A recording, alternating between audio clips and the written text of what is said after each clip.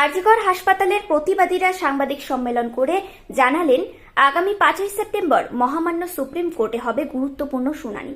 স্বাস্থ্য ভবন থেকে কোনো ধরনের সহযোগিতা না পাওয়ায় স্বাস্থ্য ভবন যেন আমাদের আওয়াজ সুপ্রিম কোর্টে পৌঁছাতে না পারে সে চেষ্টা চালিয়ে যাচ্ছে। কিন্তু সমাজের সর্বস্তরের মানুষের অকুণ্ঠ সমর্থনে আমরা আরও শক্তিশালী হয়েছি। Bureau report, news prime Times. আজ অভয়ের বিচার না পাওয়ার 22তম দিন। বিচারের আশায় আমাদের ধৈর্যের পরীক্ষা চলছে।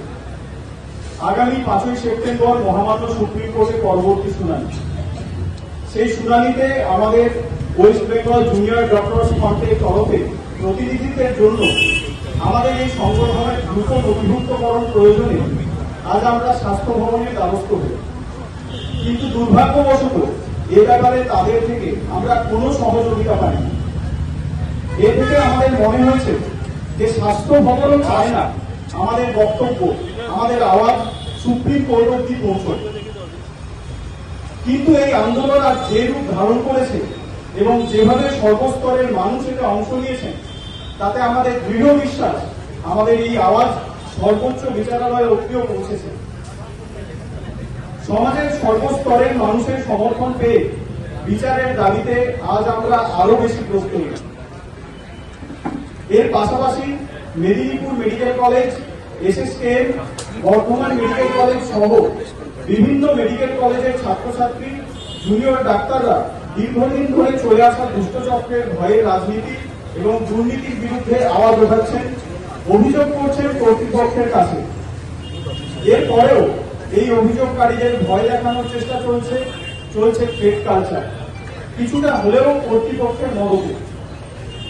আমরা দৃঢ়ভাবে জানিয়ে দিতে চাই, ভয় দেখিয়ে এই আন্দোলন বন্ধ করা যাবে না। এই ভয়ের রাজনীতি বন্ধ না করে আমাদের এই আন্দোলন থামবে না।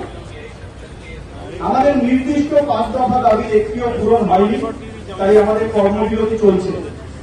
এর পাশাপাশি আগামী দিনে আমরা কিছু কর্মসূচি নিয়েছি। আগামীকাল থেকে WBJDF এর উদ্যোগে আমরা শুরু করছি দৈনিক টেলিমেডিসিন পরিষেবা অভয়া ক্লিনিক, প্রতিদিন সকাল 10টা থেকে দুপুর 2টো। এই বিবৃতির সাথে আমরা 4টি হোয়াটসঅ্যাপ নাম্বার দিচ্ছি, যাতে যোগাযোগ করে এই পরিষেবা পাওয়া যায়।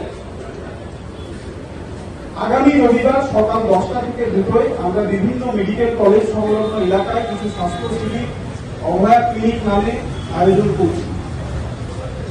আমাদের 5 দাবির মধ্যে একটি মুখ্য দাবি পুলিশ কমিশনারের পদত্যাগ এবং প্রয়োজনে তাকে তদন্তের আওতায় আনা।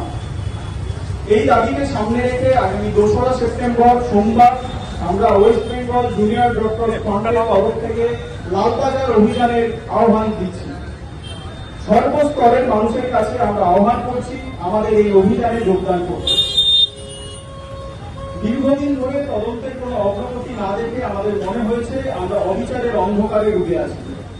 আগামী 5 তারিখ সুপ্রিম কোর্টের শুনানির দিকে তাকিয়ে আছি আমরা, তাকিয়ে আছে গোটা দেশ, গোটা বিশ্ব। সুবিচারের আশায় আমরা সকল ভারতবাসীকে আহ্বান জানাচ্ছি, আগামী 4 তারিখ আপনারা বেরিয়ে আসুন বিচার পেতে আলোর পথে।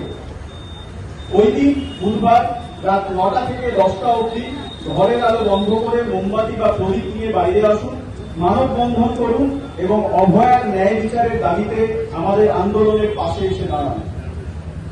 5ই সেপ্টেম্বর শুনানির দিকে নজর থাকবে সবার, কিন্তু বুধবার অভয়ার নজর থাকবে আমার, আপনার, আমাদের সবার দিকে। ধন্যবাদ।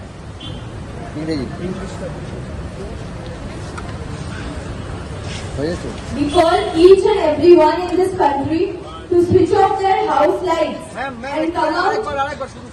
জানি only 4 তারিখের প্রোগ্রামটা নিয়ে বলা হচ্ছে। রিল্যাক্স, রেডি হ্যাঁ, রোলিং। এই ঘুমটা নামো। We call each and everyone in this country to switch off their house light and come out with a candle or lamp and form a human chain on 4th September 2024, Wednesday, from 9 to 10 p.m. as a mark of solidarity with our fight for Abhaya's justice. We will be looking forward to Supreme Court's hearing on 5th September, but Abhaya will be looking at you, me, and all of us on 4th September. Let there be light and let there be justice.